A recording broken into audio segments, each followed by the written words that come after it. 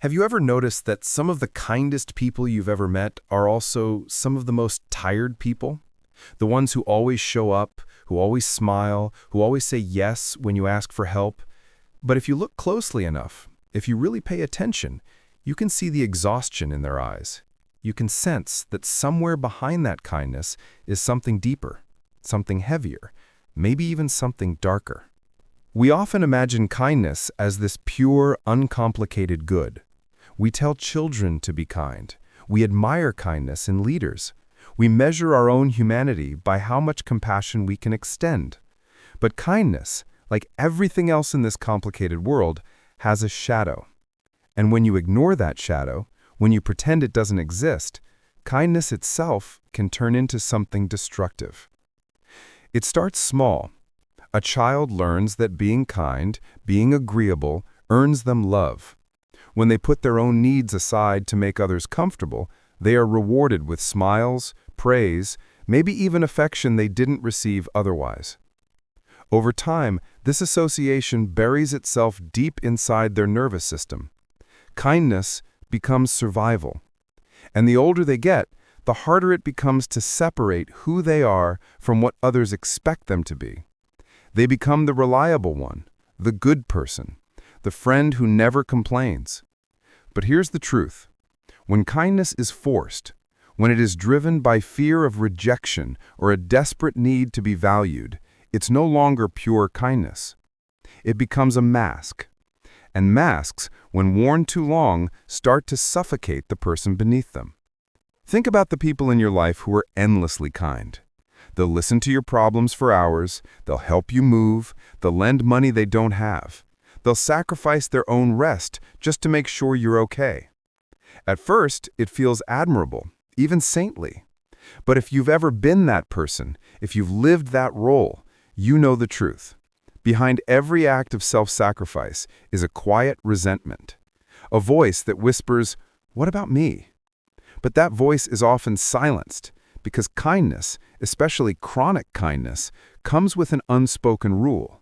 You're not allowed to put yourself first. Psychologists have studied this phenomenon, and it has a name: compassion fatigue. It describes what happens when someone gives so much of their empathy, so much of their care, that they eventually run dry. Healthcare workers experience it, teachers experience it, even parents experience it. But it's not only about professions. Everyday people, those who identify as kind souls, are at risk too. Studies show that people who consistently prioritize others over themselves report higher levels of anxiety, depression, and even physical health problems compared to those who maintain balance. Kindness, when unchecked, becomes self-erasure. And that's the dark side. Kindness without boundaries is not kindness at all. It becomes a subtle form of self-destruction. It's like watering every plant in the garden except your own roots. Eventually, the gardener collapses and the entire garden withers with them. But here's the more unsettling part. Sometimes kindness itself becomes a weapon. And I don't mean in the obvious way, like someone pretending to be nice to manipulate others. I mean the quieter, more unconscious way. When you are known as the kind one, people start to expect it. They rely on it. They shape their behavior around it. And without even realizing it, your kindness teaches others that your needs are secondary, that your feelings are negotiable. Over time, people stop even asking what you want, because they assume you'll always adjust to them. The kind person ends up training the world to overlook them. This creates a paradox. The kinder you are, the more invisible you become. And invisibility is not peace. It's loneliness, dressed up in politeness. Now, none of this means that kindness is bad. Far from it. Genuine kindness is one of the most beautiful forces in the world. But there's a difference between kindness that flows from abundance and kindness that bleeds from emptiness. One heals, the other corrodes. One comes from love, the other from fear. Let's look at some facts. In a study published in the Journal of Personality and Social Psychology, researchers found that people who struggle to say no, often those who identify as kind and agreeable, are significantly more likely to experience burnout. Another study out of the University of Berkeley showed that altruistic behavior increases well-being, but only when it is voluntary and authentic. When kindness is performed out of guilt, obligation, or fear of disappointing others, it has the opposite effect, actually lowering happiness and increasing stress. And yet so many of us get trapped in this cycle. We don't want to disappoint anyone, so we keep saying yes. We don't want to be perceived as selfish, so we keep giving. We don't want to lose love, so we keep sacrificing. But the cost of this endless kindness is enormous. Slowly, you begin to lose sight of yourself. You don't even know what you want anymore, because your entire identity has been built around serving others. You become a stranger in your own skin. And here's where the monster within comes in. Because when you suppress your needs, when you deny your anger, when you bury your boundaries in the name of kindness, those emotions don't disappear. They collect in the shadows. They ferment. And eventually, they come out in ways you can't control. Maybe it's snapping at someone you love for something small. Maybe it's passive-aggressive comments, resentment that leaks out in subtle ways. Or maybe it's even darker. Years of repressed feelings exploding all at once, leaving you shocked at the person you've become. We like to imagine that kindness protects us from darkness, but in reality, kindness without honesty creates the perfect breeding ground for it.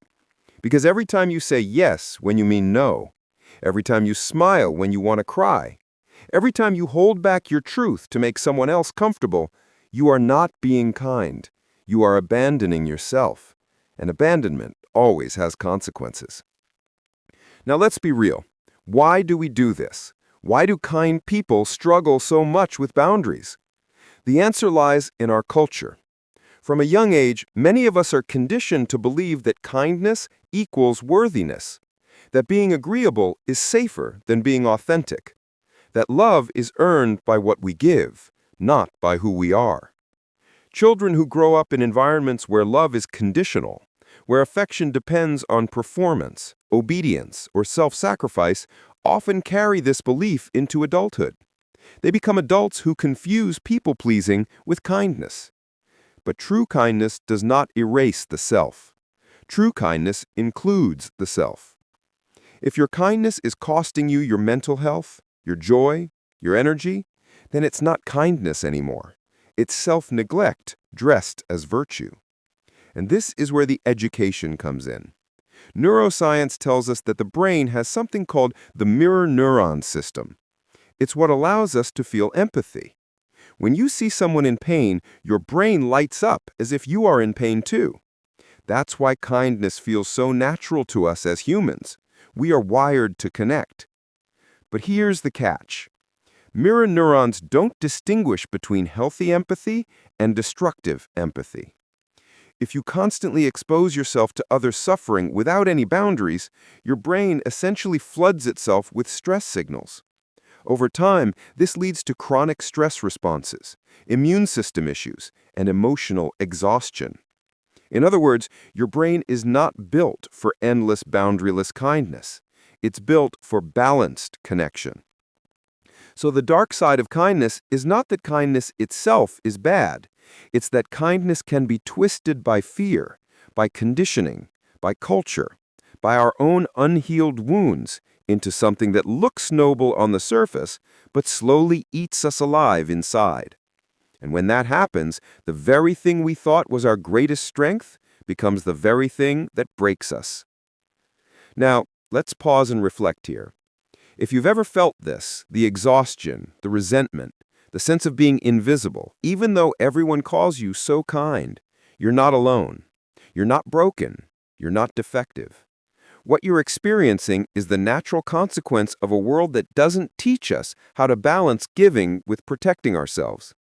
It's the monster within, not because you're bad, but because unexpressed truths eventually demand to be seen. And this brings us to the real question. How do we embrace kindness without letting it destroy us? How do we stay compassionate without turning into martyrs? How do we love others without abandoning ourselves? So, how do we do it? How do we embrace kindness in a way that heals instead of harms? The answer lies in one simple but deeply uncomfortable truth. Kindness must begin with you. Not in a selfish disregard for others kind of way, but in the sense that if your kindness doesn't include yourself, then it isn't truly kindness at all. It's performance, and performance eventually collapses. Think of it like this. If you've ever flown on an airplane, you know the safety instructions. In an emergency, put your oxygen mask on first before assisting others. At first glance, that advice feels almost wrong, almost unnatural. Why would I not help my child or my loved one first? But the logic is undeniable. If you pass out from lack of oxygen, you can't help anyone. The same principle applies to kindness. If you neglect your own needs, your own rest, your own well-being, your ability to truly care for others eventually suffocates. This is where boundaries enter the picture. And boundaries for many kind people feel terrifying. Boundaries feel like rejection. They feel like selfishness. They feel like shutting people out. But in reality, boundaries are the purest form of honesty. A boundary says, this is what I can give, and this is what I cannot. It says, my love is real, but it cannot exist if I'm empty. It says, I care enough to show you my limits, because without them, my care will rot into resentment. Psychologists describe boundaries as the invisible lines that define where you end and where another person begins. Without those lines, relationships blur into dependency, manipulation, or silent suffering. With them, relationships become clear, mutual, and grounded in respect. In fact, research shows that people who set healthy boundaries often experience deeper, more meaningful relationships because their kindness comes from choice, not compulsion. And here's another fact. People who respect their own boundaries are actually seen as more trustworthy. Why? Because when they say yes, you know they mean it. Their kindness isn't forced. It's authentic. And authenticity is magnetic. But here's the challenge. Setting boundaries isn't just about saying no to others, it's about saying yes to yourself. And that can feel uncomfortable if you've spent your whole life equating worth with selflessness. It can feel like you're betraying the very identity that people admire you for. You might even lose relationships in the process. Some people won't like it when you stop overextending yourself. Some will push back, accuse you of changing, maybe even withdraw from you. And that's painful. But it's also necessary, because relationships built on the expectation of endless giving were never truly balanced in the first place. Now, let's dig a little deeper into the psychology. There's a concept known as pathological altruism. It describes what happens when the desire to help actually causes harm, either to the giver or the receiver. For example, when someone sacrifices their health to care for others, or when constant rescuing prevents the other person from ever learning independence.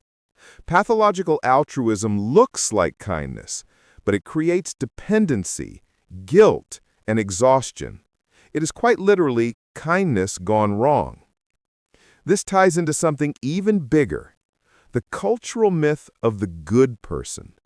Many societies idealize kindness as the highest virtue, but often in a way that subtly encourages self-erasure. Think about how often we hear phrases like, "She's such a good girl, she never causes trouble," or "He's such a nice guy, he always helps everyone."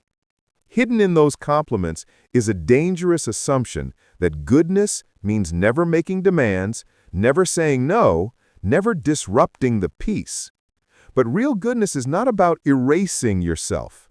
It's about showing up as your full, authentic self and still choosing compassion. When kindness comes from authenticity, it liberates. When it comes from fear, it enslaves. So what can you do practically to shift from enslaved kindness to liberated kindness? Here are some strategies, not as quick fixes, but as lifelong practices. First, Practice the pause. When someone asks something of you, don't immediately say yes. Take a breath. Give yourself space to check in with your own needs. Ask, do I have the energy for this? Do I want to do this? Is this request aligned with my values? Even a few seconds of reflection can save you from automatic people-pleasing. Second, learn the power of gentle no's. A no doesn't have to be harsh. It can be compassionate and kind. I care about you, but I can't take this on right now. Or, I'd love to help, but I don't have the capacity. The world won't fall apart if you say no. In fact, the more honest you are, the more people will respect your yes. Third, reframe your worth. Your value is not determined by how much you give away. Your value is intrinsic. You existed before anyone needed you, before you learned to perform kindness to survive. You are worthy of love, even when you say no, Even when you rest, even when you take nothing on your shoulders. Fourth, tend to your own garden. Fill yourself with the things that nourish you, friendships that feed your soul, creative pursuits, moments of stillness.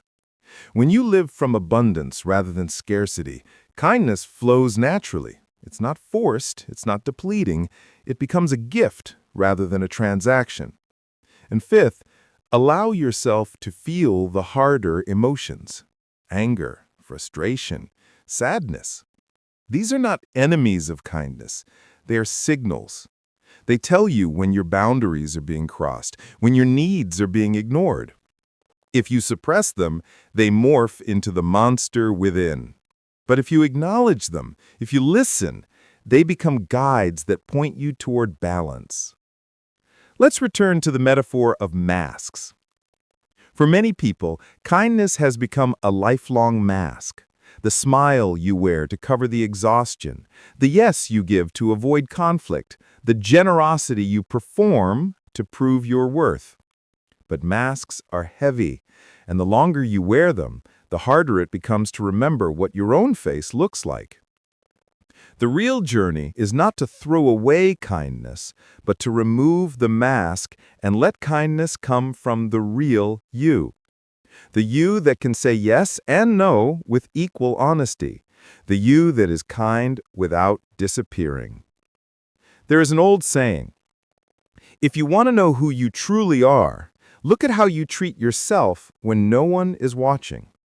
That's where authentic kindness begins. Not in the approval of others, not in the praise of being the nice one, but in the quiet choices you make for your own well-being. Do you rest when you're tired? Do you forgive yourself when you fail? Do you speak to yourself with compassion?